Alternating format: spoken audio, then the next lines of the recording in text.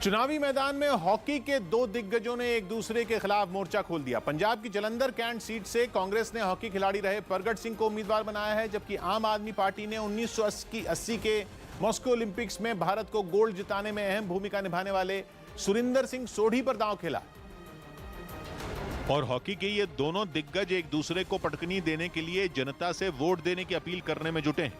पिछले 10 साल से जलंधर कैंट विधानसभा सीट से प्रगट सिंह विधायक हैं, जिन पर आम आदमी पार्टी के उम्मीदवार सुरिंदर सिंह सोढ़ी ने क्षेत्र में विकास नहीं करने का आरोप लगाया। भैया 10 साल एमएलए रहे हो, क्या किया है, कभी मिले ही नहीं। लेकिन प्रगट सिंह ने सुरिंदर सोढ़ी के आरोपों को सिरे से खारिज कर दिया और दावा किया कि इस बार भी राज्य में कांग्रेस की ही सरकार बनेगी। ये टीम ही कांग्रेस की अच्छी है और टीम आने वाली है, जो सरकार बनेगी वो कांग्रेस की बनेगी। पंजाब सरकार में मंत्री प्रगट सिंह ने इस सीट पर पिछला चुनाव कांग्रेस के टिकट पर जीता था और उससे पहले 2012 में उन्होंने अकाली दल के टिकट पर जीत दर्ज की थी। सौभाग्य की बात है कि 2017 के चुनाव में कांग्रेस के प्रगट सिंह को 59,000 से ज्यादा वोट मिले थे, जबकि करीब 26,000 वोटों के साथ आम आदमी पार्टी के उम्मीदवार हरकृष्ण सिंह वालिया तीसरे नंबर पर रहे थे। इस बार आम आदमी पार्टी ने सुरिंदर सोढ़ी पर दांव लगाया है, जबकि अकाली दल ने जगबीर बराड़ और बीजेपी गठबंधन की तरफ से सरबजीत सिंह मक्कड़ चुनावी मैदान में। कनाडा के प्रधानमंत्री ने वहां इमरजेंसी का ऐलान कर दिया। कनाडा के इतिहास में यह पहला मौका है जब वहां की सरकार ने देश में इमरजेंसी घोषित कर दी है। इसके बाद वहां चल रहे आंदोलन को कुचलने के लिए कनाडा की सरकार किसी भी तरह का एक्शन ले सकती है। साथ ही कनाडा की सरकार उन लोगों पर भी एक्शन के मूड में है जो ट्रक ड्राइवरों की हड़ताल को समर्थन दे रहे हैं और उन्हें फंडिंग कर रहे हैं। असल में कनाडा में कोरोना वैक्सीन को जरूरी किए जाने के बाद से ही हजारों ट्रक ड्राइवर हड़ताल पर हैं और वहां की राजधानी ओटावा में तो पिछले 18 दिन से 50,000 से ज्यादा ट्रक ड्राइवर सड़कों पर जुटे हैं। ट्रक ड्राइवरों के इस आंदोलन का नाम फ्रीडम कॉन्वॉय, जिसकी वजह से कनाडा और अमेरिका का बॉर्डर पूरी तरह बंद हो गया। इतना ही नहीं, दोनों देशों के बीच होने वाले कारोबार पर भी इस प्रदर्शन का खासा असर पड़ा। खबर है कि अमेरिका के दबाव की वजह से ही कनाडा सरकार ने इमरजेंसी लगाने जैसा बड़ा फैसला लिया और लंबे वक्त से चल रहे ट्रक ड्राइवरों के आंदोलन को देश की छवि बिगाड़ने की कोशिश करार दिया। सौभाग्य की एक बात यह कि कनाडा की सरकार ने अगले 30 दिनों तक के लिए इस इमरजेंसी का ऐलान किया है, जिसके तहत वो ट्रक ड्राइवरों के आंदोलन को खत्म करने के लिए बड़े से बड़ा कदम उठा सकती है। गुरुग्राम इमारत हादसे के बाद वहां रहने वाले लोगों ने भूख हड़ताल शुरू कर दी। 10 फरवरी को हुए हादसे में वहां 2 लोगों की मौत हो गई थी, जिसके बाद हरियाणा सरकार ने जांच के लिए एक टीम बनाई। और जैसे ही जांच करने वाली टीम के लोग हाउसिंग सोसाइटी में पहुंचे, वहां एक महिला उनके पैरों पर गिर गई और फूट फूट कर रोने लगी। वहां रहने वाले लोगों ने जांच टीम को बताया कि हादसे के दिन से ही हाउसिंग सोसाइटी में रहने वाले लोग दहशत के साए में जी रहे हैं। अब हालात ये हैं कि डर के मारे ना उन्हें रात को नींद आती है, न कहीं जाने का मन करता है। हादसे से नाराज वहां रहने वाले लोगों ने बिल्डर के खिलाफ मोर्चा खोल दिया और सोसाइटी के अंदर ही भूख हड़ताल पर बैठ गए। लोगों ने आरोप लगाया कि कई शिकायतों के बाद भी बिल्डर ने जर्जर हो रही सोसाइटी की मरम्मत का काम नहीं कराया। कोई भी टावर सब जर्जर हो रखे हैं, नीचे से देख लो, बेसमेंट में सब में स्पॉट लगा रखे हैं, इन्होंने सब में दरारें रखे हैं। इसी महीने की 10 तारीख को गुरुग्राम की इस हाउसिंग सोसाइटी के एक ब्लॉक में हुए हादसे में 2 लोगों की मौत हो गई थी, जबकि एक आदमी बुरी तरह जख्मी हो गया था। सौभाग्य की बात है कि हादसे के बाद बिल्डर के खिलाफ कई धाराओं में केस दर्ज किया गया था, लेकिन अब तक उसके ऊपर कोई कार्रवाई नहीं की गई। अब सोसाइटी में रहने वाले लोगों को उम्मीद है कि हरियाणा सरकार की बनाई जांच कमेटी इस मामले में उनकी मदद करेगी। कोलकाता में टीएमसी सांसद देव से पूछताछ हुई। सीबीआई ने कोलकाता में टीएमसी सांसद और अभिनेता देव से गो तस्करी से जुड़े एक मामले में पूछताछ की। उनसे इस मामले में बतौर गवाह करीब 5 घंटे तक सवाल जवाब किए गए। असल में गो तस्करी के आरोप में गिरफ्तार इमानुल हक से पहले पूछताछ हुई थी और उसी के आधार पर देव को समन्स भेजे गए थे। हालांकि टीएमसी सांसद देव ने साफ किया कि वो इमानुल हक को नहीं जानते। झारखंड के धनबाद में कुछ चोर एक एटीएम मशीन को ही उखाड़ कर ले गए। बीसीसीआई ने श्रीलंका के साथ होने वाली घरेलू सीरीज के कार्यक्रम में थोड़ा बदलाव किया। इसी दौरे में एक डे नाइट टेस्ट मैच भी खेला जाएगा। हालांकि इससे पहले 24 फरवरी से लखनऊ में T20 सीरीज की शुरुआत होगी।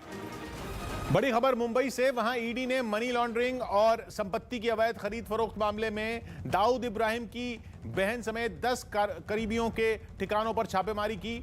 बड़ी बात यह कि दाऊद के करीबियों में कुछ नेताओं के नाम भी सामने आ रहे हैं, जिनके तार दाऊद इब्राहिम के कई काले धंधों से जुड़े होने का शक है। हालांकि ईडी ने अभी उन नेताओं के नाम तो नहीं बताए, लेकिन उनकी प्रॉपर्टी और लेन देन की जांच शुरू कर दी। दिवाकर सिंह हमारे साथ जुड़ रहे हैं। दिवाकर, क्या पता चल रहा है इस पर? जी किशोर, जिस तरह से आज मुंबई के 10 ठिकानों पर जो दाऊद से जुड़े ठिकाने हैं वहां पर ईडी ने रेड की है। इस रेड के दौरान कई सारे दस्तावेज उनके हाथ लगे हैं। उसी में से एक दस्तावेज जो जमीन से जुड़ा हुआ है, जमीन की डील से जुड़ा हुआ है, वो दस्तावेज भी ईडी के हाथ लगा है, जिसमें महाराष्ट्र के एक बड़े मंत्री का नाम सामने आ रहा है। हालांकि इस महाराष्ट्र के मंत्री का जो रोल अब तक जानकारी मिल रही है ये है कि जो दाऊद इब्राहिम ने जमीन की डील की थी अपने गुर्गों के जरिए, उस डील को करवाने में इस मंत्री की भूमिका थी। एक चीज और सूत्रों से जानकारी मिल रही है कि जो ये मंत्री है जिसका नाम सामने आ रहा है उभर कर, वो महाराष्ट्र का एक बेहद ही कद्दावर नेता है। शुक्रिया दिवाकर आपका। तो दाऊद इब्राहिम की बहन हसीना पारकर के घर पर ईडी ने छापा मारा। 15 दिन पहले दाऊद के खिलाफ संपत्तियों की अवैध खरीद फरोख्त और मनी लॉन्ड्रिंग मामले में केस दर्ज किया गया था, जिसकी जांच के लिए मुंबई में अंडरवर्ल्ड गैंगस्टर दाऊद इब्राहिम के 10 ठिकानों पर ईडी ने छापे मारे। लेकिन सबसे पहले ईडी की एक टीम जांच के लिए दाऊद की बहन हसीना पारकर के घर पहुंची। नागपाड़ा का हसीना पारकर का अपार्टमेंट भी शामिल है, जहां पर इस वक्त ईडी की टीम पहुंची हुई है। हसीना पारकर का फ्लैट मुंबई के नागपाड़ा की गार्डन हॉल हाउसिंग सोसाइटी में है, जो पहले से सील है, और उसे खुलवाने के लिए ईडी के अधिकारी वकील के साथ नोटिस लेकर वहां पहुंचे। छापेमारी के दौरान अधिकारियों के साथ सीआरपीएफ के जवान भी मौजूद रहे। थोड़ी ही देर में मुंबई पुलिस की एक टीम भी वहां पहुंच गई। अभी उनके घर पे कोई रहता है? नहीं, कोई नहीं। यहाँ पे कोई नहीं रहता। हसीना पारकर के अलावा दाऊद के करीबी इकबाल मिर्ची के ठिकानों को भी खंगाला गया। बाद में इस मामले में ईडी के अधिकारी छोटा शकील की बहन के पति सलीम फ्रूट को पूछताछ के लिए अपने साथ दफ्तर ले गए। सौभाग्य की बात यह कि ये छापेमारी मनी लॉन्ड्रिंग मामले से जुड़ी है, जिसमें दाऊद इब्राहिम और उसके करीबी शामिल हैं। एक संपत्ति सौदा भी जांच के दायरे में। इसके अलावा ईडी ऐसे कई नेताओं की प्रॉपर्टी और लेन देन की जांच कर रही है जिनके तार दाऊद से जुड़े हैं। हालांकि अभी तक इस मामले में किसी की गिरफ्तारी नहीं हुई है। हरियाणा के सिरसा में मौजूद राम रहीम के डेरे में नेताओं की हाजिरी लगनी शुरू हो गई। ऐसा इसलिए क्योंकि डेरा सच्चा सौदा का पंजाब के मालवा क्षेत्र की करीब 69 सीटों पर प्रभाव है, जिसकी वजह से गुरमीत राम रहीम के डेरे में रात के वक्त अलग अलग दल के उम्मीदवारों का आना शुरू हो गया। खबर है कि डेरा सच्चा सौदा पंजाब की सीटों पर मंथन कर रहा है और ये जानने में जुटा है कि किस सीट पर किस पार्टी का प्रभाव है। सूत्रों की माने तो इस बार डेरा किसी एक राजनीतिक दल को समर्थन नहीं देगा। हालांकि इस पर अंतिम फैसला डेरा प्रमुख गुरमीत राम रहीम ही लेंगे। यह भी कहा जा रहा है कि डेरा के समर्थक किसे वोट करेंगे, इसका फैसला वोटिंग के एक दिन पहले यानी 19 फरवरी को होगा और उस फैसले को रातों रात डेरा समर्थकों तक पहुंचा दिया जाएगा। डेरा प्रमुख गुरमीत राम रहीम को 20 साल कैद की सजा दी गई है, लेकिन इस वक्त वो 21 दिन की फरलो पर जेल से बाहर हैं। सौभाग्य की एक बात यह कि इस समय पंजाब के गांवों में करीब 9000 सिख और 12000 गैर सिख डेरे हैं। इनमें करीब 300 डेरे खासे लोकप्रिय हैं, जो पंजाब के साथ हरियाणा में भी सक्रिय हैं। इनमें करीब 12 ऐसे हैं जिनके समर्थकों की संख्या लाखों में, जिनमें डेरा सच्चा सौदा भी। यही वजह है कि वोटों की राजनीति करने के लिए हर सियासी दल के नेता डेरे में माथा टेकने पहुंचते हैं। अरविंद केजरीवाल ने पंजाब में हिंदुओं के खतरे में होने का जिक्र कर दिया। दिल्ली के मुख्यमंत्री केजरीवाल चुनाव प्रचार के लिए पंजाब के लुधियाना में थे, जहां उन्होंने एक प्रेस कॉन्फ्रेंस की और इसी दौरान केजरीवाल ने एक आदमी का जिक्र करते हुए बताया कि उसने पंजाब में हिंदुओं की सुरक्षा पर चिंता जताई। पंजाब में हिंदुओं के मन में, खासकर व्यापारियों के मन में सुरक्षा को लेकर बहुत चिंता चल रही है। लेकिन अकाली दल के अध्यक्ष सुखबीर सिंह बादल ने अरविंद केजरीवाल के इस बयान पर निशाना साधा और उसे बांटने वाली राजनीति बता दिया। आ सारियां चीज़ां भाईचारे नूं तोड़न वाली गल्लां है। हालांकि अरविंद केजरीवाल ने अपने बयान में हिंदुओं के खतरे में होने की बात सीधे तौर पर नहीं कही, लेकिन उनके इस बयान को पंजाब के चुनाव में उनका हिंदू कार्ड बताया जा रहा है, क्योंकि पंजाब में करीब 38% हिंदू वोटर हैं, जो ज्यादातर शहरी इलाकों में रहते हैं। और इन हिंदू वोटरों पर बीजेपी की भी नजर रहती है, जो इस बार अकाली दल से अलग होकर चुनाव लड़ रही है। इसलिए आम आदमी पार्टी को हिंदू वोटों में सेंध लगने की उम्मीद है और केजरीवाल के बयान को पार्टी की इसी रणनीति से जोड़कर देखा जा रहा है। सौभाग्य की बात यह कि कुछ दिनों पहले आम आदमी पार्टी ने यह मुद्दा उठाया था कि सुनील जाखड़ को हिंदू होने की वजह से पंजाब का मुख्यमंत्री नहीं बनाया गया। इसके लिए आम आदमी पार्टी ने जाखड़ के ही एक बयान का सहारा लिया था। अब अरविंद केजरीवाल ने भी इशारों में पंजाब चुनावों में हिंदुओं का जिक्र कर दिया। शिवसेना ने बीजेपी पर उद्धव सरकार के खिलाफ साजिश का आरोप लगाया।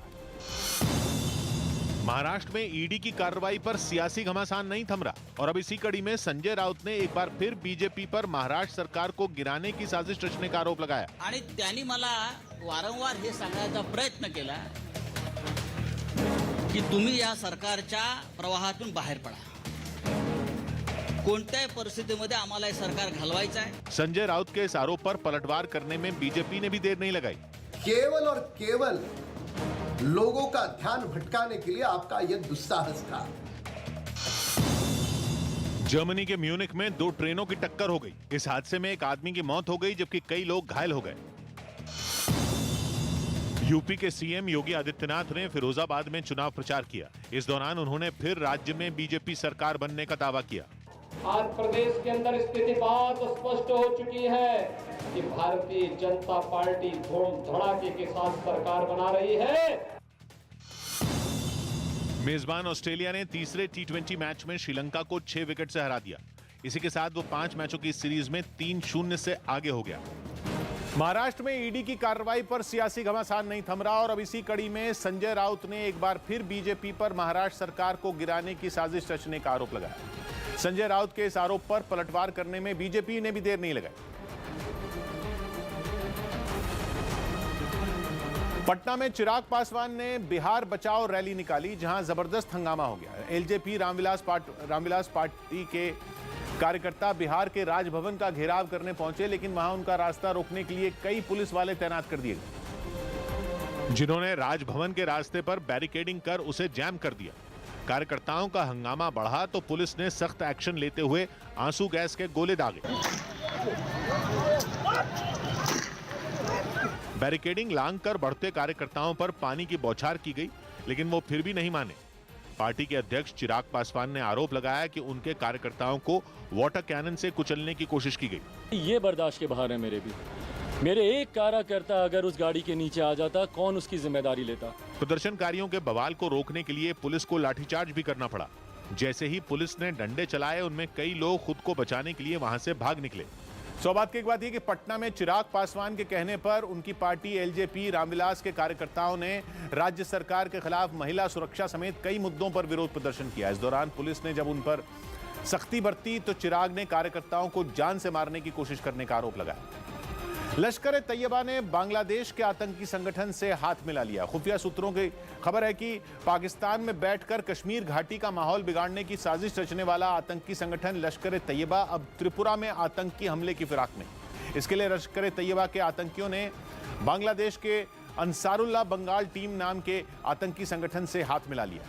बताया गया कि पिछले साल त्रिपुरा में कुछ धार्मिक स्थलों पर हुए हमलों के बाद दोनों आतंकी संगठनों के बीच ये सांठगांठ हुई और खुफिया रिपोर्ट है कि इस महीने के आखिर तक दोनों संगठनों के करीब 50 आतंकी त्रिपुरा में घुसपैठ कर सकते हैं। ये खबर सामने आने के बाद बांग्लादेश के गृह मंत्रालय ने वहां की पुलिस को भी अलर्ट जारी कर दिया। सौभाग्य की बात यह कि कश्मीर घाटी का माहौल बिगाड़ने के लिए लश्कर तैयबा पाकिस्तान के कई आतंकी संगठनों से भी हाथ मिला चुका है, लेकिन हर बार उसे भारत के सैनिकों के हाथों मुंह की खानी पड़ी। ऑस्ट्रेलिया के बल्लेबाज ग्लेन मैक्सवेल की शादी का कार्ड सोशल मीडिया पर वायरल हो गया, जिसकी वजह उस कार्ड का तमिल भाषा में होना। असल में ग्लेन मैक्सवेल भारतीय मूल की अपनी गर्लफ्रेंड विनी रामन से शादी करने वाले हैं और उनकी शादी की तारीख 27 मार्च बताई गई। तमिल भाषा में वायरल हुए ग्लेन मैक्सवेल की शादी के कार्ड को सोशल मीडिया पर लाखों लोगों ने शेयर किया। उस कार्ड के आधार पर दावा किया गया कि मैक्सवेल की शादी मार्च के आखिर में होगी। ग्लेन मैक्सवेल की गर्लफ्रेंड विनी रामन तमिल ब्राह्मण है और उनका परिवार चेन्नई में रहता है, जबकि विनी खुद ऑस्ट्रेलिया में ही रहती है। खबर है कि दोनों की शादी ऑस्ट्रेलिया के मेलबर्न में हिंदू रीति रिवाज से होगी, जिसमें कई क्रिकेटर भी शामिल होंगे। सौभाग्य की बात यह कि ऑस्ट्रेलिया के क्रिकेट खिलाड़ी ग्लेन मैक्सवेल और विनी रामन 2017 से एक साथ हैं और 2 साल पहले फरवरी में सगाई भी कर चुके हैं, जिसके बाद अब मार्च में उनकी शादी का दावा सोशल मीडिया पर इस कार्ड के जरिए किया गया। प्रधानमंत्री नरेंद्र मोदी ने न्यूज 18 की एक खबर को रीट्वीट किया। यह खबर वाराणसी में किए जा रहे संत रविदास मंदिर के कायाकल्प से जुड़ी थी। प्रधानमंत्री नरेंद्र मोदी के संसदीय क्षेत्र वाराणसी में संत रविदास का मंदिर है, जिसे भव्य बनाने पर करोड़ों रुपए खर्च किए जा रहे हैं। 16 फरवरी को संत रविदास जी की जयंती है, जब पंजाब से बड़ी संख्या में श्रद्धालु बनारस पहुंचते हैं। संत रविदास की जयंती के कारण ही चुनाव आयोग ने पंजाब में वोटिंग का दिन 14 फरवरी से बदलकर 20 फरवरी किया था। अपने ट्वीट में प्रधानमंत्री ने लिखा कि केंद्र सरकार के हर कदम और योजना से गुरु रविदास की भावना को समाहित किया गया है। यही नहीं, उन्होंने अपने ट्वीट में वाराणसी के रविदास मंदिर की भव्यता का भी जिक्र किया। 2019 में प्रधानमंत्री ने संत रविदास मंदिर को भव्य बनाने की योजना की शुरुआत की थी। रविदास जयंती पर दिल्ली में छुट्टी रहेगी। केजरीवाल सरकार ने गुरु रविदास जयंती पर दिल्ली में छुट्टी का ऐलान किया। राजधानी समेत देश भर में रविदास जयंती पर सुबह से कई कार्यक्रम आयोजित किए जाएंगे। मुंबई पुणे एक्सप्रेसवे पर पुणे के पास 6 गाड़ियां आपस में टकरा गईं। इस हादसे में 4 लोगों की मौत हो गई। बाद में इन गाड़ियों को निकालने के लिए वहां क्रेन की मदद लेनी पड़ी। एम्स दिल्ली में ओपीडी सेवाएं फिर पहले की तरह शुरू कर दी गईं। राजधानी में कोरोना केस कम होने पर यह फैसला लिया गया।